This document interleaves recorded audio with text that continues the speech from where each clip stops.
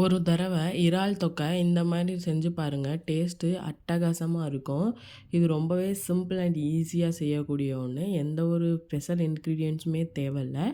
சாப்பாட்டில் போட்டு சாப்பிடையில அவ்வளோ டேஸ்ட்டாக இருக்கும். தொக்கு மாதிரி.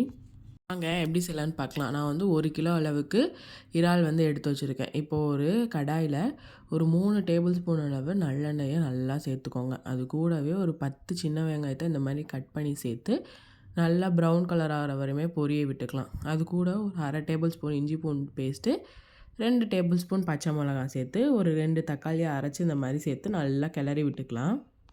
எல்லாத்தோட பச்சை வாசம் போகிற வரையுமே நல்லா இந்த மாதிரி மிக்ஸ் பண்ணி விட்டுக்கலாம். இப்போது ஒரு 1/2 டேபிள் ஸ்பூன் அளவு மஞ்சத்தூள் சேர்த்துக்கலாம். கூடவே 2 டேபிள் ஸ்பூன் அளவு மிளகாத்தூள் சேர்த்துக்கிட்டு ஒரு 2 டேபிள் ஸ்பூன் அளவு மல்லித்தூளும் சேர்த்து நல்லா இந்த மாதிரி கிளறி விட்டுக்கோங்க. இப்போ இன்க்ரீடியன்ஸோட பச்சை வாசம் போகிற வரையும் நல்லா இந்த மாதிரி மிக்ஸ் பண்ணி எடுத்து விட்டு நான் ஒரு 1/2 டேபிள் ஸ்பூன் அளவு உப்பு சேர்த்துருக்கேன். உப்பு உங்களுக்கு பத்தலைன்னா கடைசியில் செக் பண்ணி விட்டு கூட சேர்த்துக்கலாம்.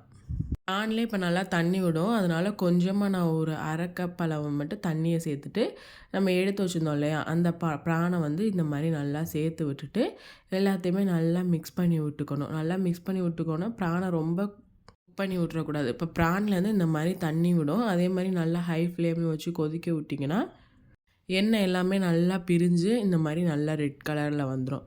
ஸோ அந்த நேரத்தில் நம்ம வந்து கொத்தமல்லி தழையை கொஞ்சமாக என்ன பண்ணுறோம் அப்படின்னா கார்னிஷிங்காக தூவி போட்டுட்டு வைக்கிட்டோம்னா சூப்பரான இறால் தொக்கை ரெடி ஆகிடும். சுட சுட சோறு அதில் இந்த இறால் தொக்கை போட்டு சாப்பிட்டோம்னா டேஸ்ட் வேறு லெவலில் இருக்கும்.